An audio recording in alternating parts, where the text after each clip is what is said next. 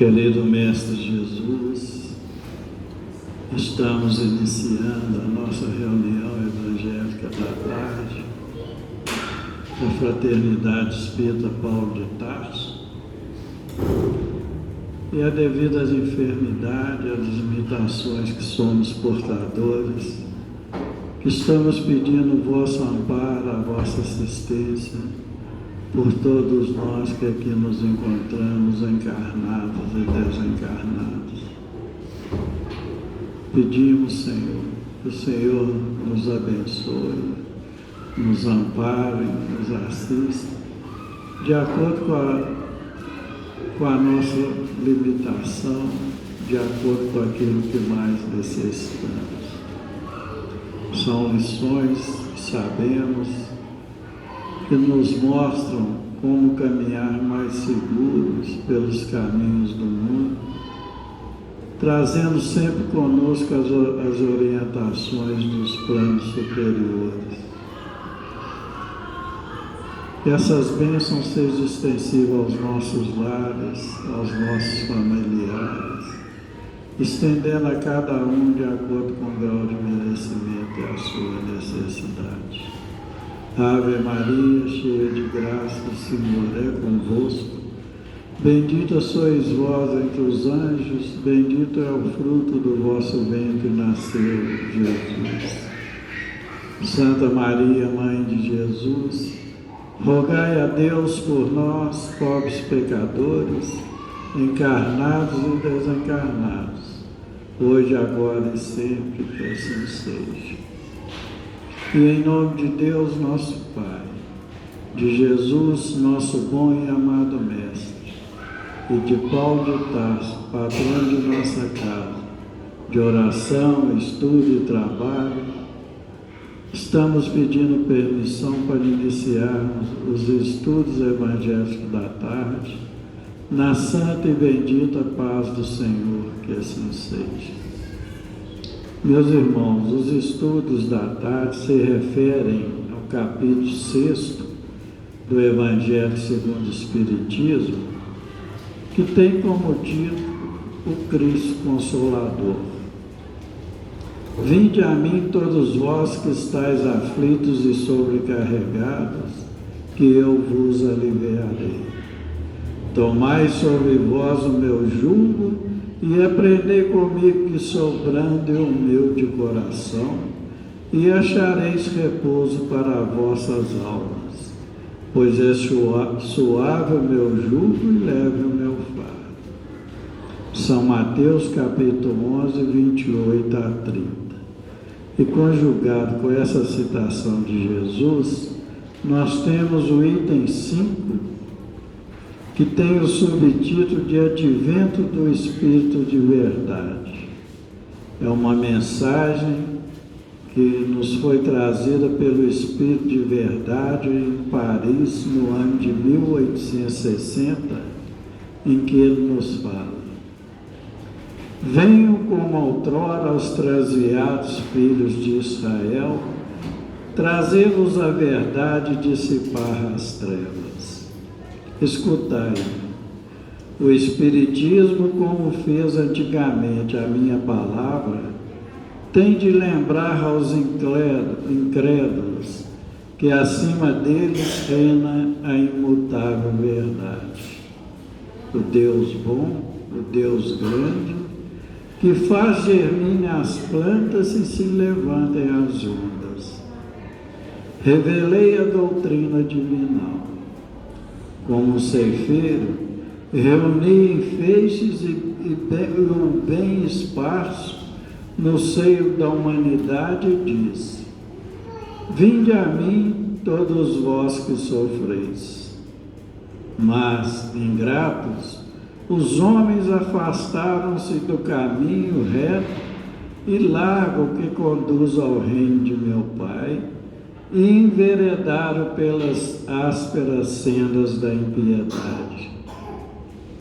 Meu Pai não quer aniquilar a raça humana, quer que, ajudando-vos uns aos outros, mortos e vivos, isso é, mortos segundo a carne, porquanto não existe a morte, vos socorrais mutuamente e que se faça ouvir, não mais a voz dos profetas e dos apóstolos, mas a dos que já não vivem na terra chamar.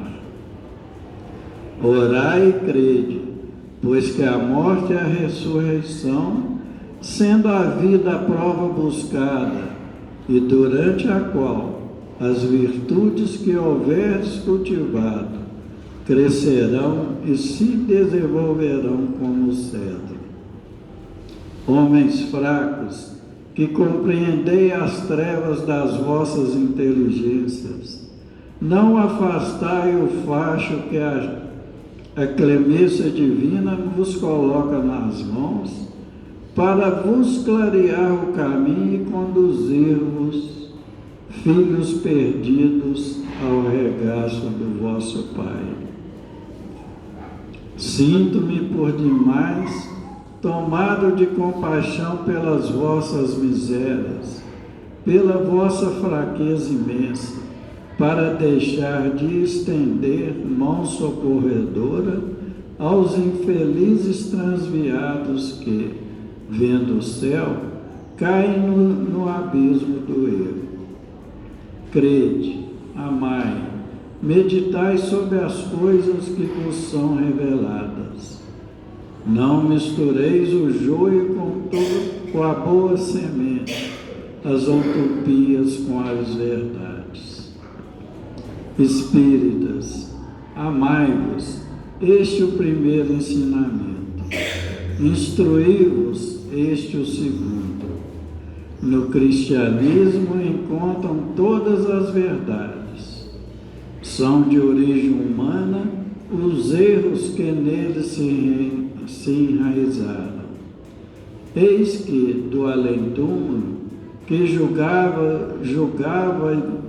julgáveis o nada, vozes os clamam: irmãos, nada perece. Jesus Cristo é o vencedor do mal. Sede os vencedores da impiedade. O Espírito de Verdade, Paris, 1860. Essa tarde nós contamos com a colaboração dos nossos irmãos Lucas e Cristiana. Estamos passando a palavra a Cristiana. Boa tarde a todos. Que Jesus nos abençoe para que possamos compreender as lições que aqui serão estudadas hoje. Hoje, como nós vimos na leitura, estudaremos o capítulo 6, que é o Cristo Consolador. Esse ser iluminado e grandioso que há mais de 2000 anos veio à nossa terra, em nome do nosso Pai Maior, nos trazer um roteiro de vida a ser seguido. Roteiro esse que enche os nossos corações de fé, de esperança e de amor. Aqueles que seguem as lições do Cristo encontrarão o consolo, o descanso para sua alma aflita, e encontrará também todas as ferramentas necessárias para que a gente possa fazer a nossa reforma íntima.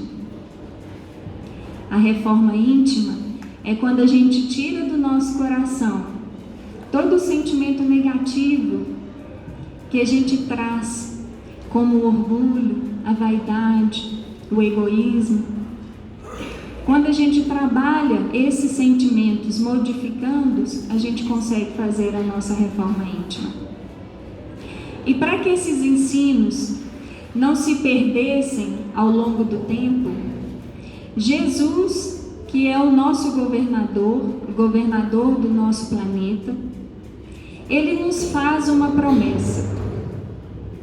A promessa de enviar um outro Consolador, que iria relembrar tudo aquilo que ele havia dito e também ensinar novos ensinos, novos valores, trazer novas compreensões que o povo daquela época não compreenderia. E este Consolador, meus irmãos, é a doutrina espírita. E nessa mensagem de hoje, no item 5, no inicinho, quando o Espírito da Verdade nos fala sobre a mensagem, ele nos diz isso, ele nos fala isso, que o Espiritismo é o Consolador. Olha o que ele diz: venho como outrora, ou seja, venho como em tempos passados, aos transviados filhos de Israel, trazer-vos a verdade e dissipar as trevas. Escutai-me. O Espiritismo, como fez antigamente a minha palavra, tem de lembrar aos incrédulos que acima deles reina a imutável verdade, o Deus bom, o Deus grande, que faz germinem as plantas e se levantem as ondas. Revelei a doutrina divinal. Como ceifeiro, reuni em feixes o bem esparso no seio da humanidade, e disse: vinde a mim, todos vós que sofreis. Então aqui não temos dúvida que o Espírito da Verdade nos fala que o Espiritismo é a doutrina consoladora. E nos meus estudos eu achei mais 2 livros. Um é o livro Consolador, que é uma resposta de Emmanuel à seguinte pergunta: devemos reconhecer no Espiritismo o cristianismo redivivo? Olha o que Emmanuel nos diz: o Espiritismo evangélico é o Consolador prometido por Jesus, que pela voz dos seres redimidos espalham as luzes divinas por toda a terra, restabelecendo a verdade e levantando o véu que cobre os ensinamentos na sua feição de cristianismo redivivo, a fim de que os homens despertem para a era grandiosa da compreensão espiritual com Cristo. E no livro da Gênese, no primeiro capítulo, Kardec nos diz o seguinte, que é o capítulo que fala do caráter da revelação espírita.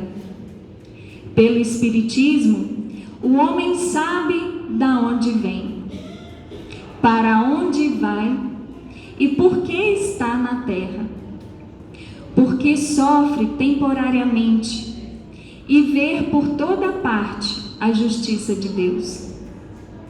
Sabe que a alma progride incessantemente através de uma série de existências sucessivas, até atingir o grau de perfeição que a aproxima de Deus. Sabe que todas as almas, tendo o mesmo ponto de origem, são criadas iguais, com idêntica aptidão para progredir. E em virtude do seu livre-arbítrio, todas as almas são da mesma essência, e que não há entre elas diferenças, senão quanto ao progresso realizado. Todas têm o mesmo destino e alcançarão a mesma meta, mais ou menos rapidamente, pelo trabalho e boa vontade.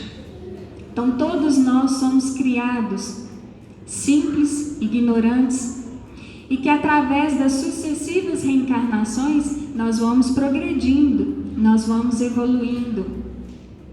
E o Espiritismo, ele resgata os ensinos do Mestre em sua pureza, em sua grandeza original, preparando o homem assim para a transição planetária. Porque nós sabemos que hoje em dia nós vivemos na era de expiações e de provas. Mas um dia nós vamos alcançar um mundo de regeneração. Mas para isso, nós temos que modificar a nós mesmos. Nós temos que fazer a nossa reforma íntima. E aí o Espiritismo, ele vem mostrando com mais clareza, como nós vimos através do livro da Gênesis, que todo sofrimento tem uma razão, uma causa justa e um fim útil.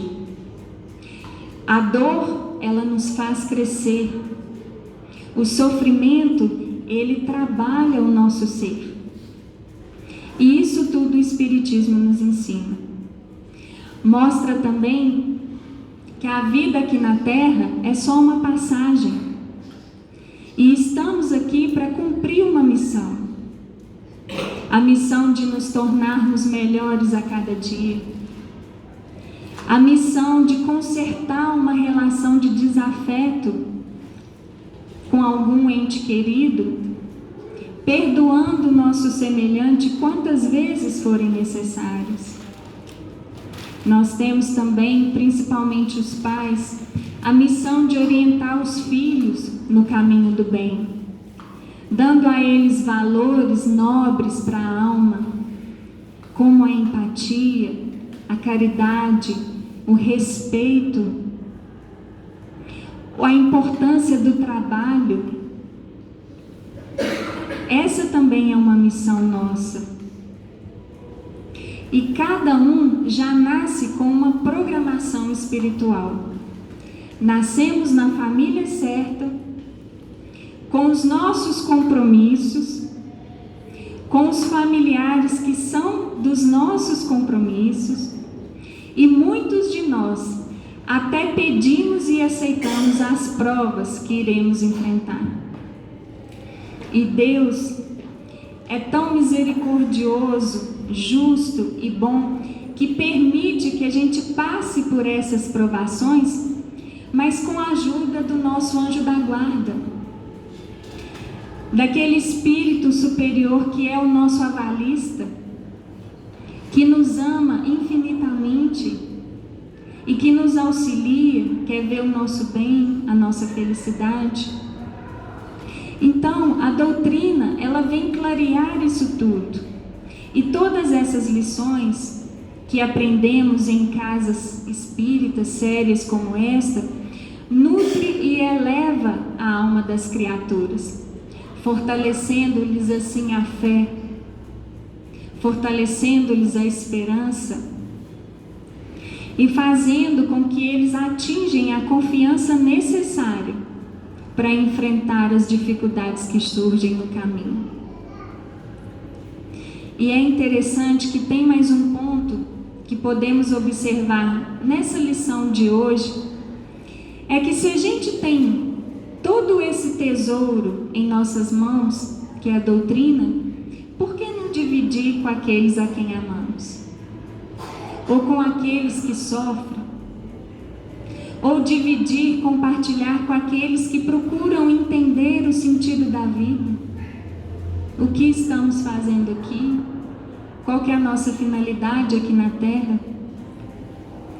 Então, se temos essa capacidade de compreender as lições, vamos transmitir àqueles que estão em nossa volta. E Kardec nos fala aqui, quando ele nos diz assim: espíritas, instruí-vos, espíritas, amai-vos. E para que a gente ame o nosso próximo, é necessário nos amar primeiramente, nos modificar. Assim conseguiremos ser mais fiéis à doutrina e principalmente ajudar com mais eficiência. Tem uma página, uma lição no livro Apostilas da Vida, porque o Evangelho, meus irmãos, ele são gotinhas diárias de luz que nós, quando sentamos para estudar, quando lemos, isso invade o nosso ser e nos ilumina, quando a gente coloca em prática. E essa página é uma página que André Luiz nos trouxe, que chama-se Brilhe a Vossa Luz. Corre incessantemente o caudaloso rio da vida. Iniciam-se viagens longas, embarcações e embarcam-se e desembarcam-se entre as esperanças renovadas e prantos de despedida. Viajores partem e viajores tornam. Olha aí, André Luiz brilhantemente fazendo uma comparação com o desencarne e o renascimento. Como é difícil atingir o porto de renovação. Quase sempre a imprevidência e a inquietude precipitam-se nas profundezas sombrias.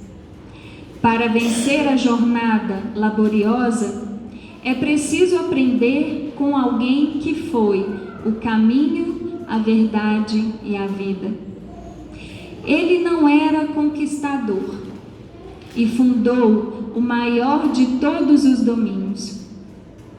Ele não era geógrafo e descortinou os sublimes continentes da imortalidade. Ele não era legislador e iluminou os códigos do mundo. Não era filósofo e resolveu os enigmas da alma. Não era juiz e ensinou a justiça com misericórdia. Não era teólogo e revelou a fé viva. Não era sacerdote e fez o sermão inesquecível, que foi o Sermão da Montanha. Não era diplomata e trouxe a fórmula da paz. Não era médico e limpou leprosos, restaurou a visão dos cegos e levantou paralíticos do corpo e do espírito. Não era sociólogo e estabeleceu a solidariedade humana. Não era cientista e foi o sábio dos sábios. Não era escritor e deixou o planeta o maior dos livros. Não era advogado e defendeu a causa da humanidade inteira. Não era engenheiro e traçou caminhos imperecíveis. Não era economista e ensinou a distribuição dos bens da vida a cada um por suas obras. Não era guerreiro e continua conquistando as almas há quase 20 séculos. Não era químico e transformou a lama das paixões em ouro da espiritualidade superior. Ele não era físico e edificou o equilíbrio da terra. Não era astrônomo e desvendou os mundos novos da imensidade, enriquecendo de luz o porvir humano. Não era escultor e modelou os corações, convertendo-os em poemas vivos de bondade e de esperança. Ele foi, meus irmãos, o mestre, o salvador, o companheiro, o amigo certo, humilde na manjedoura, devotado no amor aos infelizes, sublime em todas as lições, forte, otimista e fiel ao Supremo Senhor até a cruz. Bem-aventurados os seus discípulos sinceros, que se transformam em servidores do mundo por amor ao seu amor. Valiosa é a experiência do homem, bela é a ciência da terra, nobre é a filosofia religiosa, que ilumina os conhecimentos terrestres. Admirável é a indústria das nações, vigorosa é a inteligência das criaturas. Maravilhosos são os sistemas políticos dos povos mais cultos, mas, entretanto, sem o Cristo, a grandeza humana não pode passar de relâmpago dentro da noite espessa. Brilhe a vossa luz, disse o Mestre. Acenda cada aprendiz o Evangelho, a lâmpada do coração. Não importa que seja essa lâmpada pequenina, a humilde chama da vela distante é irmã da claridade radiosa da estrela. É indispensável, porém, que toda a luz do Senhor permaneça brilhando em nossa jornada sobre os abismos, até a vitória final no porto da grande libertação. Então, como vimos aqui, André Luiz falando para nós, Jesus é o caminho, a verdade e a vida. Os seus ensinamentos iluminam a nossa vida, nos tornam melhores, mais compreensivos, mais atentos com o sofrimento do próximo. E para que a nossa luz brilhe, como diz Jesus, brilhe a vossa luz, é necessário nos tornarmos homens e mulheres de bem. E aqui vamos pedir uma ajuda a Kardec no Evangelho, no capítulo 17, item 3, Kardec nos traz algumas características do homem de bem.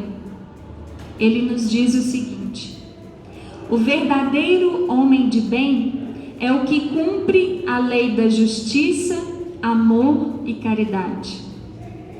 Deposita a fé em Deus, na sua bondade, na sua justiça e na sua sabedoria. Tem fé no futuro. Sabe que todas as vicissitudes da vida, todas as dores, todas as decepções são provas ou expiações e as aceita sem murmurar, sem queixar. Possuído do sentimento de caridade e amor ao próximo, faz o bem pelo bem, sem esperar algo em troca. Retribui o mal com o bem. Toma a defesa do fraco contra o forte e sacrifica sempre os seus interesses à justiça. Encontra satisfação no serviço que presta, nas lágrimas que enxuga e nas consolações que prodigaliza os aflitos. Seu primeiro impulso é pensar nos outros antes de pensar em si próprio.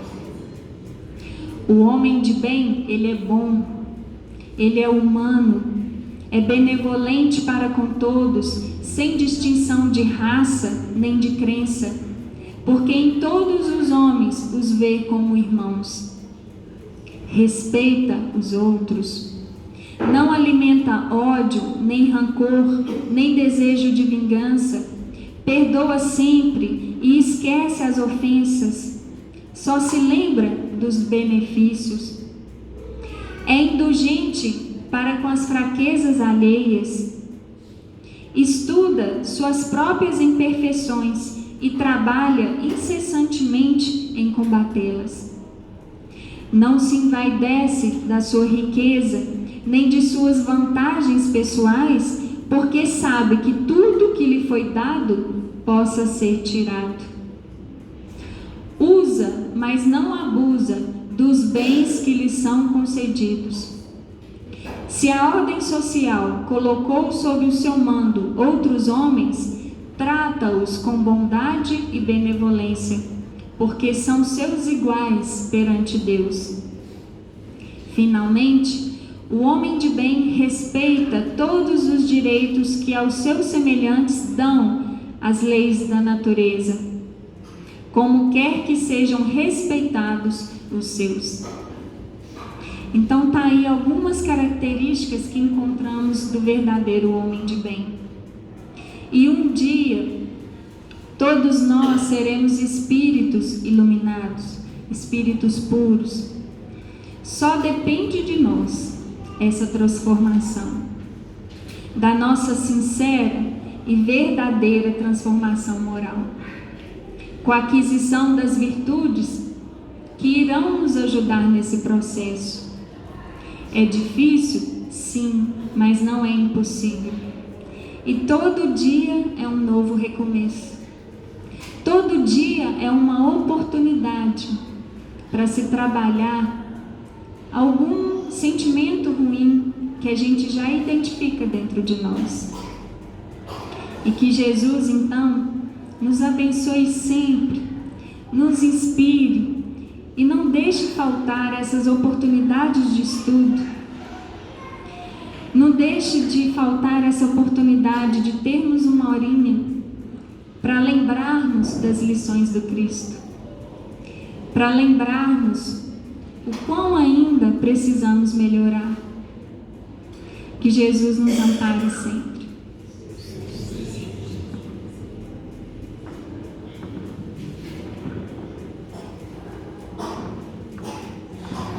Meus caros irmãos, boa tarde a todos. Continuemos aqui com o nosso estudo sobre o amparo e a proteção divina.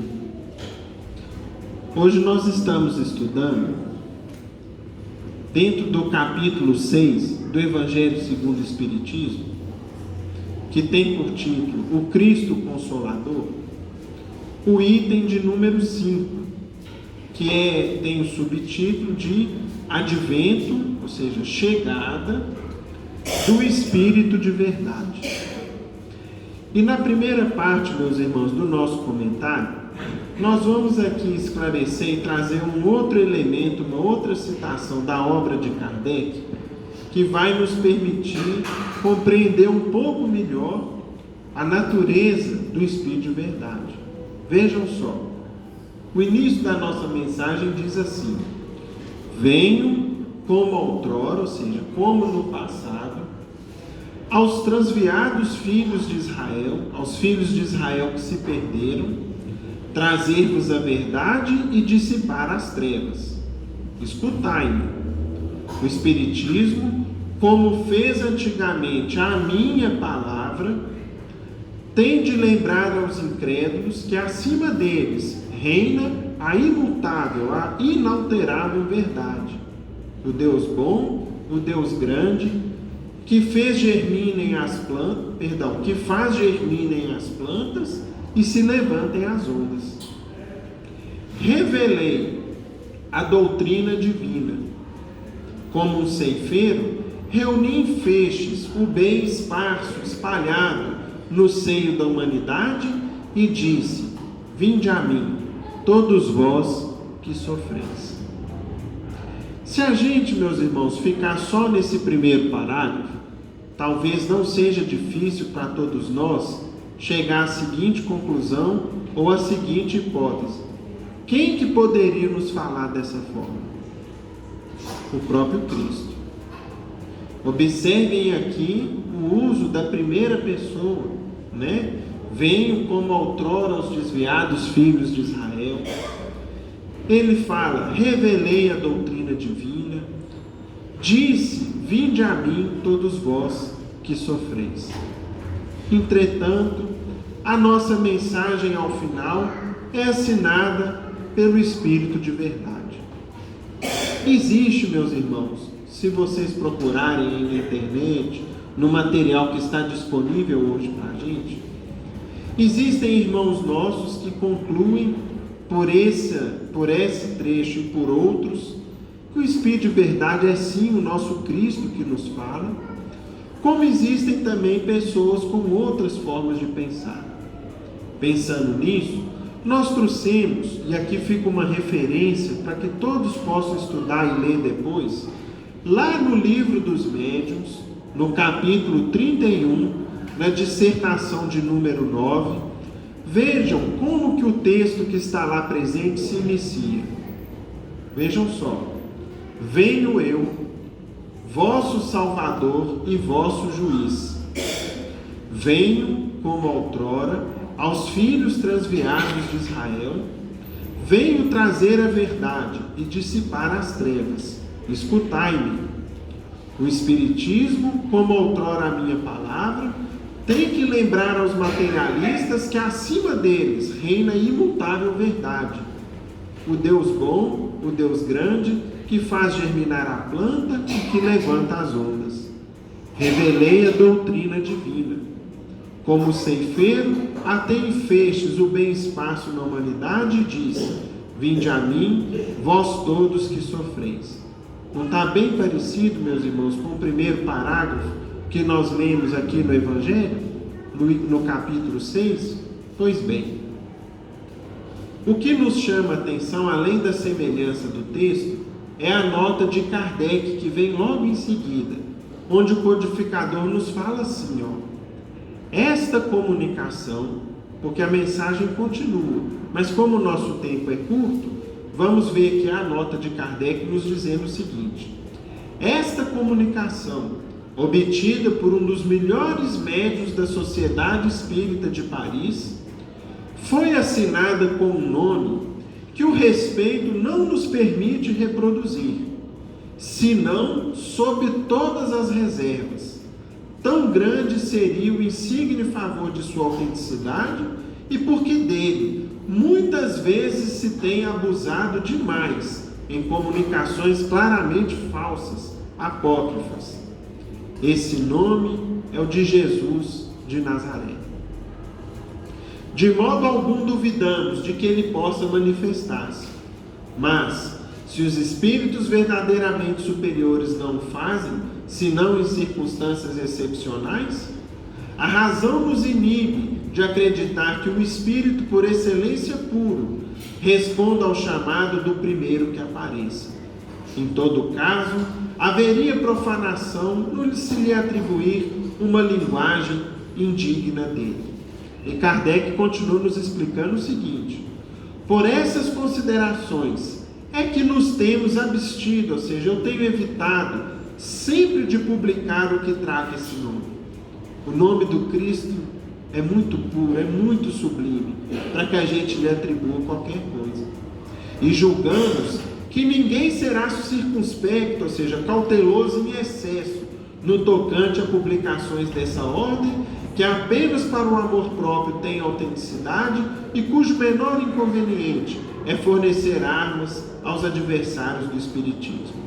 Então, meus irmãos, a nota do codificador continua e ele nos mostra, portanto, que Jesus comunicou-se em circunstâncias muito raras, mas que por muita reserva, para evitar com que outros médiuns, com que no futuro se trouxesse mensagens assinadas pelo Cristo e que são falsas, evitou-se de citar o nome do próprio Mestre.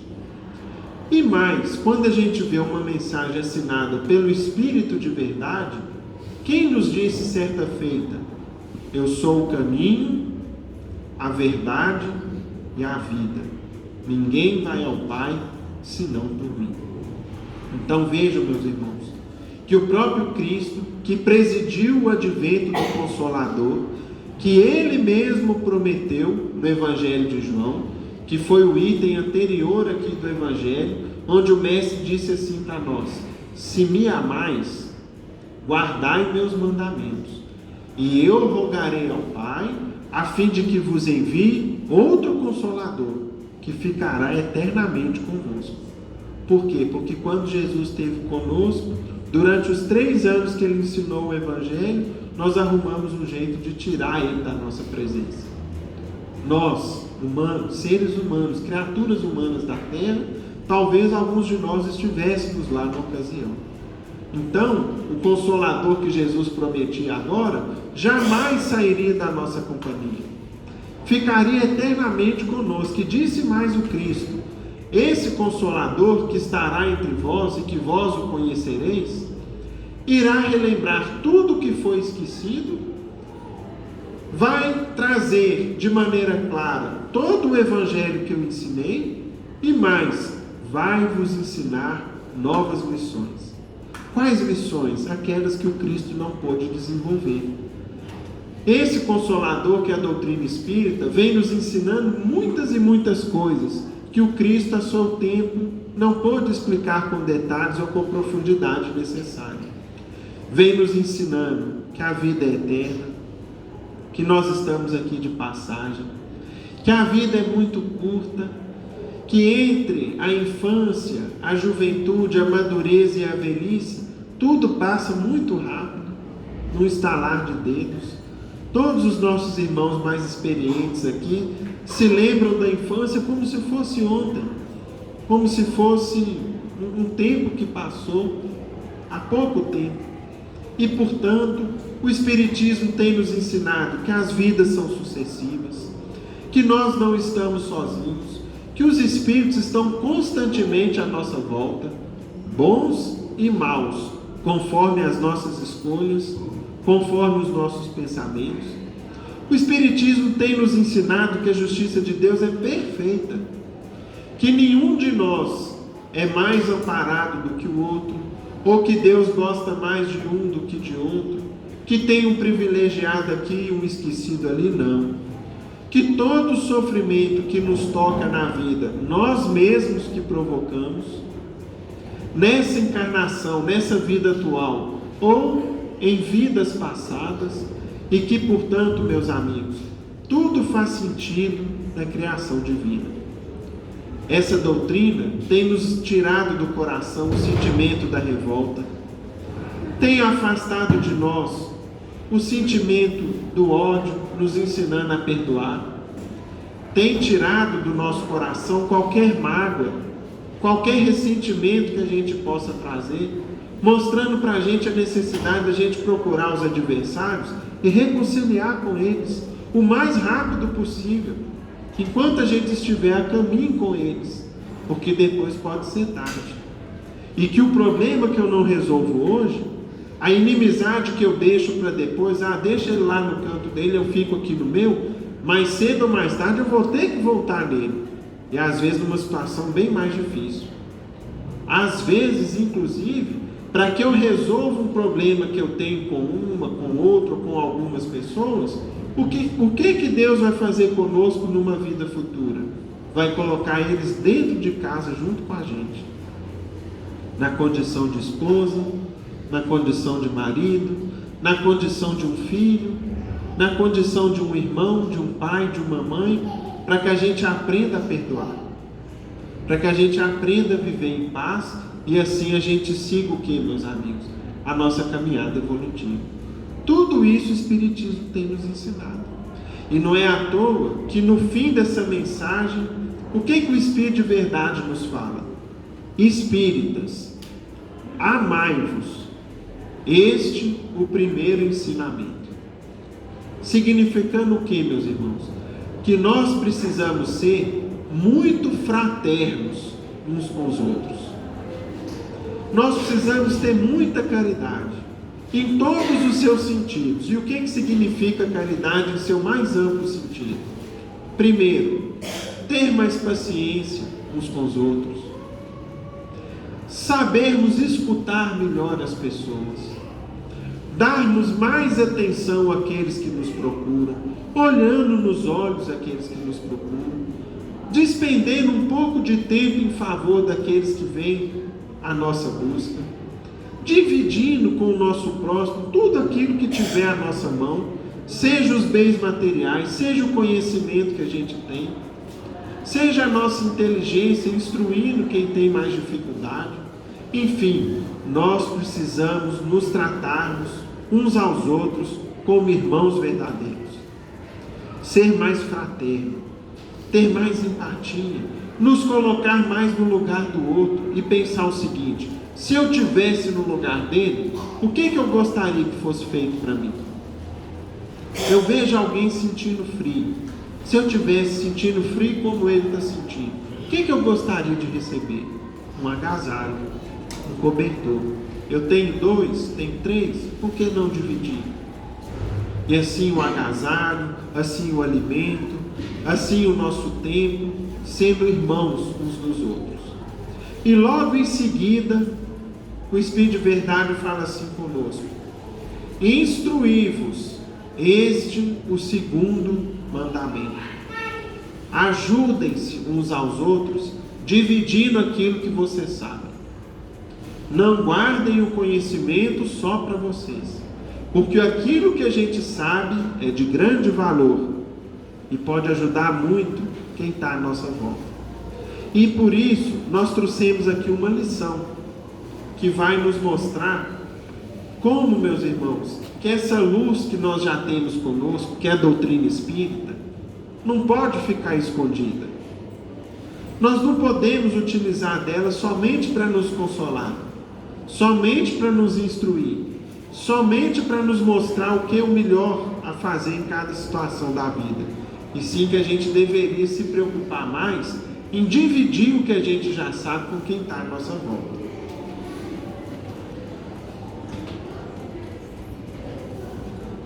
Nós temos aqui uma lição de irmão X, no livro Cartas e Crônicas, que tem o seguinte título: Espiritismo e Divulgação.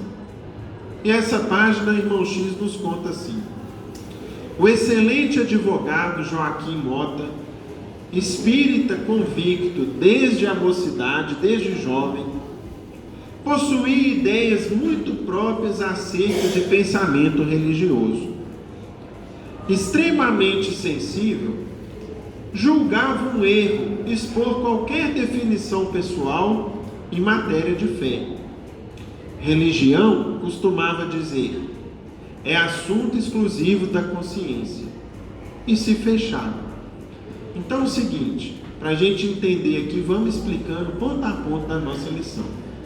Joaquim Mota era espírita, sua profissão ele era advogado, espírita desde novo, e ele tinha a seguinte opinião: religião não se discute.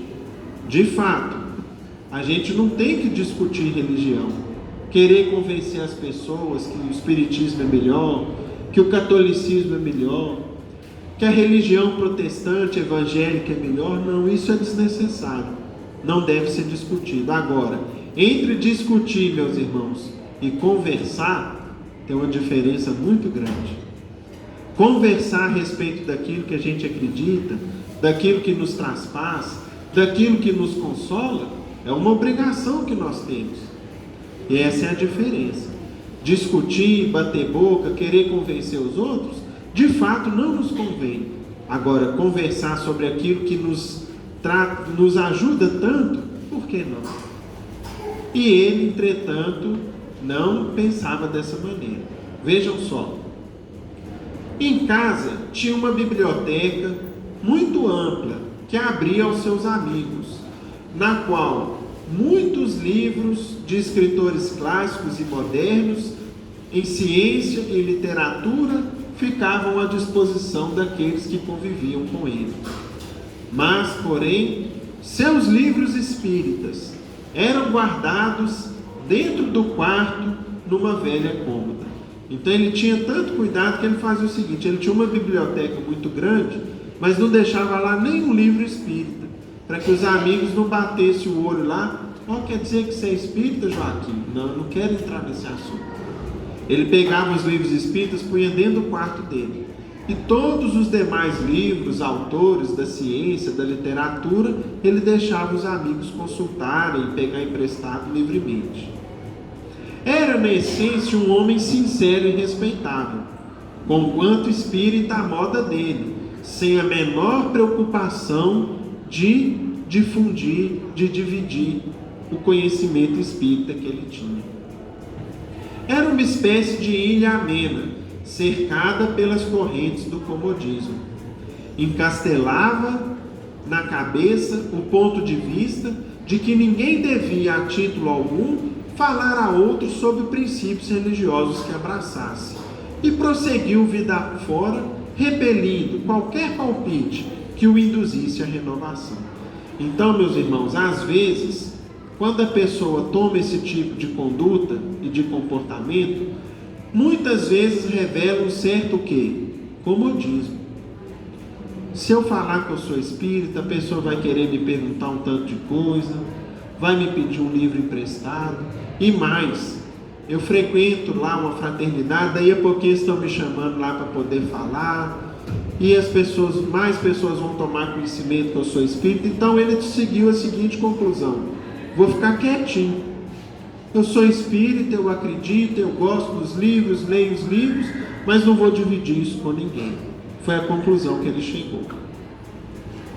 Era justamente esse homem que fomos chamados para ajudar dentro da noite. Então agora, feita a apresentação do Joaquim Mota, irmão X fala que numa das noites do mundo espiritual, ele e um grupo de espíritos foram até Joaquim Mota para poder ajudá-lo.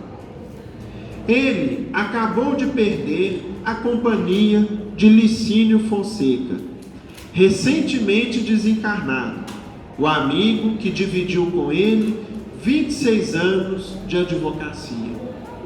Ambos amadurecidos na existência e na profissão, após os 60 de idade, estavam sempre juntos no trabalho e na luta do ganha-pão, sempre juntos nos atos jurídicos, negócios, interesses, férias e excursões. Então é o seguinte, ele perdeu, havia desencarnado um grande amigo dele, com quem ele tinha convivido por quase 30 anos, era advogado como ele, e eles viajavam juntos, trabalhavam juntos, defendiam alguns clientes em conjunto, ou seja, tinha um convívio muito próximo. E a ausência do amigo fazia com que a saudade doesse muito no coração dele. E, portanto, o irmão X foi lá para poder consolá-lo, para poder ajudá-lo, junto a outros espíritos. Sem o seu grande amigo, Mota havia baqueado em terrível angústia. Trancava-se em lágrimas no aposento íntimo, ansiando encontrar o espírito. Então, no fundo, o que ele mais queria? Como eu gostaria de encontrar o espírito do meu amigo Licínio Fonseca. Era o que ele pensava. E tanto pediu a Deus a concessão em suas preces, que ali nos achávamos em comissão de 4 espíritos com instruções para levá-lo ao companheiro.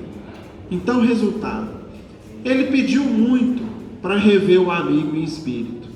E ele pediu tanto aquilo nas preces dele, que um grupo de espíritos, entre eles irmão X, resolveram fazer o seguinte: hoje nós vamos te levar para ver seu amigo. Que horas, meus irmãos, que isso é possível de acontecer conosco? Durante o sono. Porque no nosso sono, o espírito se desprende do corpo, e nesses instantes, nessas horas em que o corpo está adormecido, o espírito pode ser levado no mundo espiritual a reencontrar um pai já desencarnado, uma mãe, um amigo, um filho, ou alguém que a gente gosta, que a gente estima muito. E às vezes também alguém que a gente teve problema. É quando a gente acorda, nossa senhora, eu tive um pesadelo horrível. Às vezes foi um reencontro que eu tive lá no mundo espiritual, de alguém que eu deveria ter perdoado e resolvido as pendências, mas deixei de lado. Aí vem às vezes um pesadelo que a gente quer esquecer. Pois bem, esperaram então que ele adormecesse e iriam levar o espírito de Joaquim Mota para se reencontrar com Licínio, seu grande amigo desencarnado. Desligado cuidadosamente do corpo, que se acomodou sob a influência do sono, embora ele não nos percebesse a presença, foi transportado à presença do amigo que a morte havia levado. No leito de um grande hospital no mundo espiritual, Licínio chorou de alegria ao reencontrá-lo. Então, de repente, ele estava lá se recuperando num hospital do mundo espiritual e chegou seu grande amigo Joaquim Mota. Meu Deus, mas que coisa boa, que visita feliz que eu tenho nessa hora.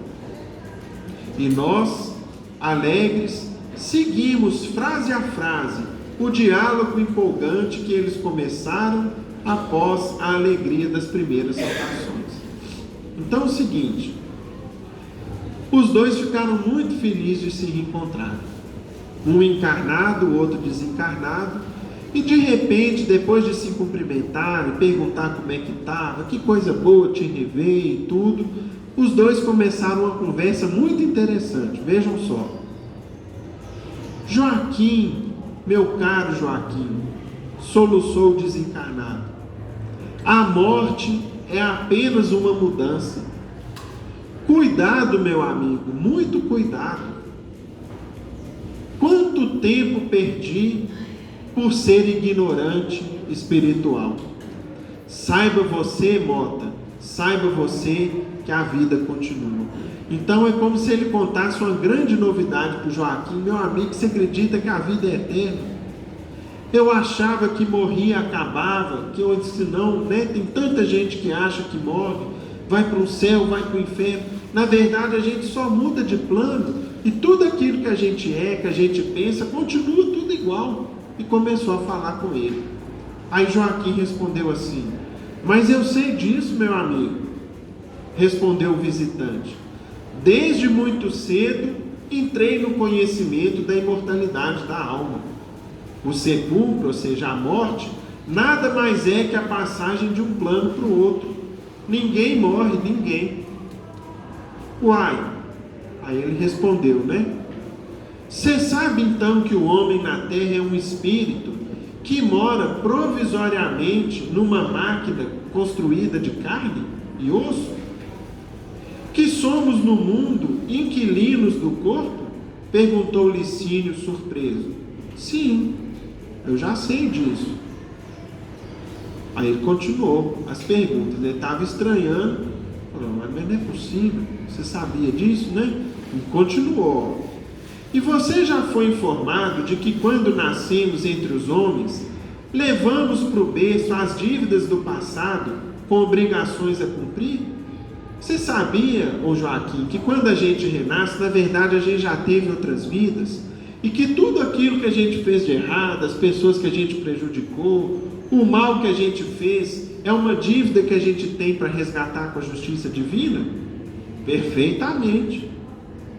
Quando ainda jovem, aceitei essa lição e a lógica da reencarnação. Mota, mota, gritou o outro alterado. Então ele começou a ficar alterado e inquieto. Você já consegue admitir que nossas esposas e filhos, parentes e amigos, quase sempre são pessoas que conviveram conosco em outras existências terrestres? Que estamos ligados a eles frequentemente para o resgate de antigas dívidas? Você sabia que muitas vezes um filho difícil que a gente tem, alguém que a gente deve muito, uma esposa complicada, um marido ignorante, são pessoas que a gente tem dívidas do passado? Sim, meu caro, eu tenho certeza disso, respondeu ele. Sei que isso tudo é uma verdade incontestável. E você acredita, Joaquim, nas ligações entre os que voltam para cá e os que ficam? Você já percebe que uma pessoa na Terra vive e respira com criaturas encarnadas e desencarnadas?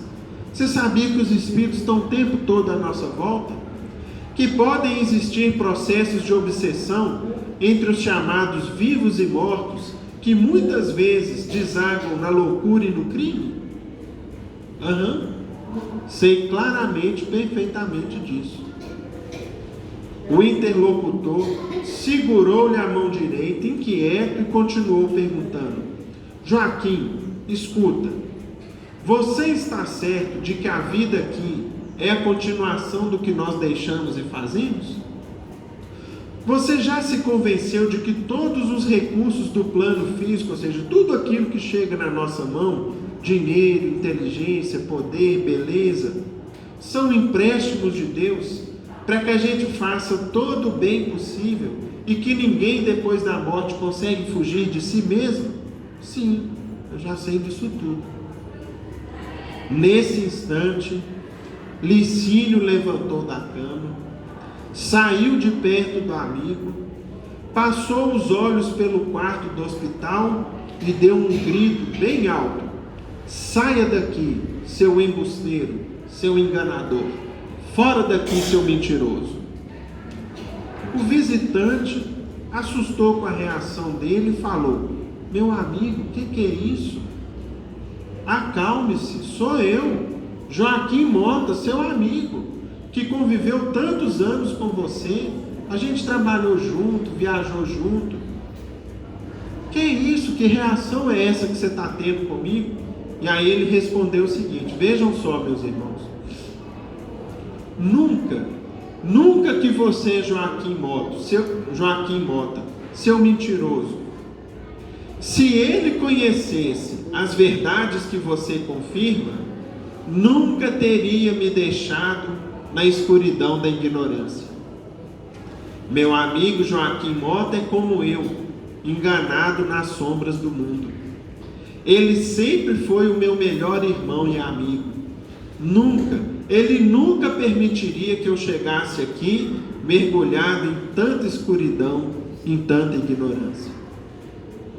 Joaquim Mota, chorando, tentava responder e se explicar, mas tivemos que interferir, a fim de parar o desequilíbrio, e para isso foi necessário trazê-lo de volta para o corpo físico. Então, não teve jeito. Voltaram com ele para o corpo físico e ele acordou no meio da madrugada. Mais alguns minutos e o advogado reapossou-se do corpo físico. Não tinha a menor dúvida que o impelisse a ideia de sonho ou pesadelo. Então é o seguinte, ele tinha certeza que ele tinha reencontrado com um amigo, né? Que foi o espírito dele lá reencontrar com um amigo. Guardava a certeza absoluta do reencontro espiritual. Assustado, ergueu-se em lágrimas e, procurando ar puro que lhe refrigerasse a cabeça em fogo, abriu uma das janelas do alto apartamento que lhe configurava o ninho doméstico. Joaquim então observou as casas em volta, onde talvez naquela hora dezenas de pessoas estivessem partindo da experiência passageira do mundo para as experiências superiores da vida maior. E naquele mesmo instante da madrugada, começou a pensar de modo bem diferente em torno do Espiritismo e da sua divulgação. E assim, meus irmãos, acontece conosco. Quantas e quantas pessoas à nossa volta, talvez até amigos queridos, que a gente já podia estar dividindo o que a gente sabe, e a gente está se mantendo em silêncio, tem um certo comodismo, ou às vezes a gente pensa assim, mas eu não vou saber explicar direito, né? Eu queria que a pessoa fosse lá no solar, ou fosse em tal lugar onde eu frequento, onde eu vou, que às vezes lá ele vai entender melhor, mas todos nós já podemos oferecer alguma coisa, meus irmãos. Se diante de alguém que convive conosco, a gente for capaz de falar o seguinte, a pessoa está com raiva de alguém, se eu puder falar o seguinte aqui, perdoa, senhor, deixa para lá, para que você vai vingar? Você vai arrumar um problema para você de todo tamanho, esquece isso. Mas você não sabe o que ele me fez, você não sabe a humilhação que ele me causou, a dor que ele me provocou.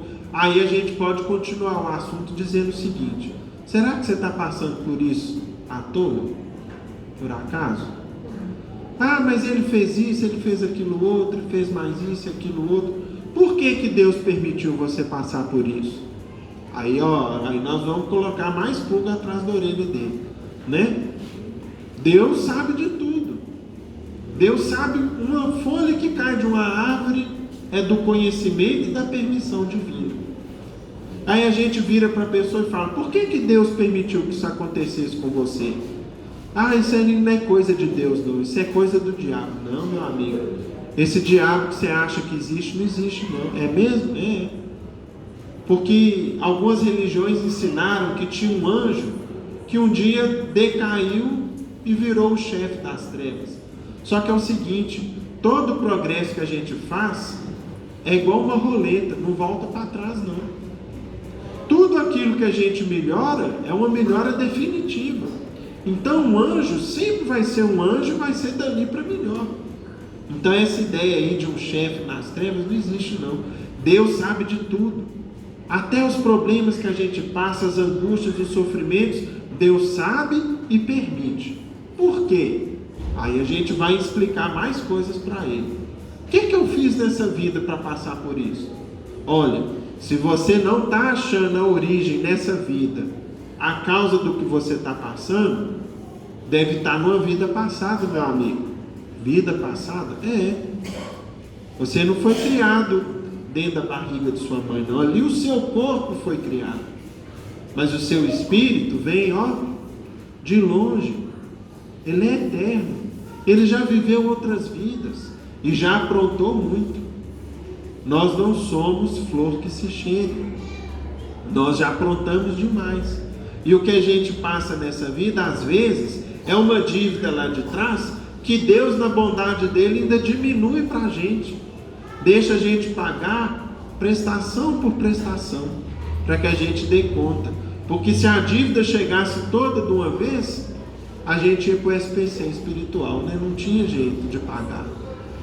O nome ia para o espaço, né? Aí Deus vem e manda um tanto de prestaçãozinha para a gente ir pagando de pouco em pouco. Então, se as dívidas chegam de pouco em pouco, peleja, trabalha para você pagar elas. Não foge delas não.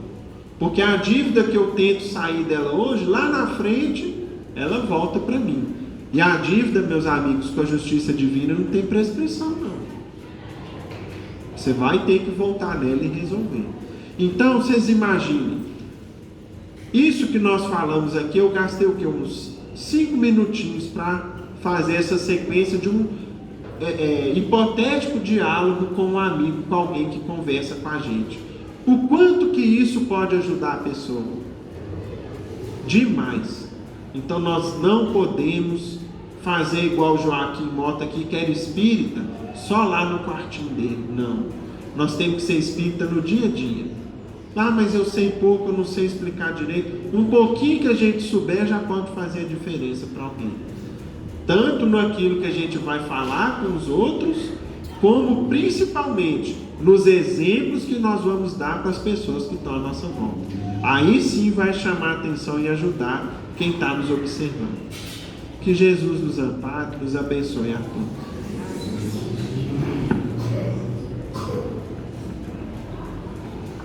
Meus irmãos, terminados os comentários da tarde, vamos agradecer a Deus, a Jesus, esses momentos de paz e reflexão. Pedimos ao nosso irmão Warley que nos faça a prece. Divino Mestre Jesus, rogamos ao Senhor que só possa sempre dar a sustentação necessária a essa casa, para que possamos sempre encontrar-nos aqui reunidos em seu nome, ter oportunidade de estudo como esse que nos foi apresentado. Rogamos ao Senhor que as suas bênçãos sejam conosco, encarnado e desencarnado, seja extensiva a todos os nossos familiares e amigos e todos aqueles que se encontram em dores e sofrimentos. Espíritas, amai-vos, eis é o primeiro ensinamento. Instruí-vos, esse é o segundo. Nada perece. Jesus Cristo é o vencedor do mal. Sede os vencedores da impiedade. Pai nosso que estais nos céus, santificado seja feito o vosso nome. Venha a nós o vosso reino. Seja feita a vossa vontade, assim na terra como nos céus. O pão nosso de cada dia que nos dai hoje. Perdoai as nossas ofensas, assim como nós perdoamos aquele que nos tem ofendido. E não os deixeis cair em tentação, porque vosso é o nome, o Rei, a majestade e a glória para todos sempre. Que assim seja.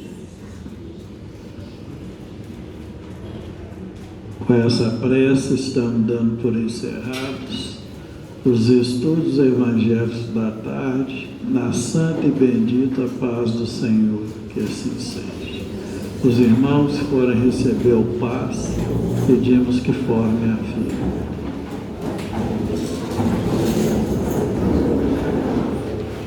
Vai ter médico para adulto, só médico para adulto. Quem for receber a ficha, permaneça sentado.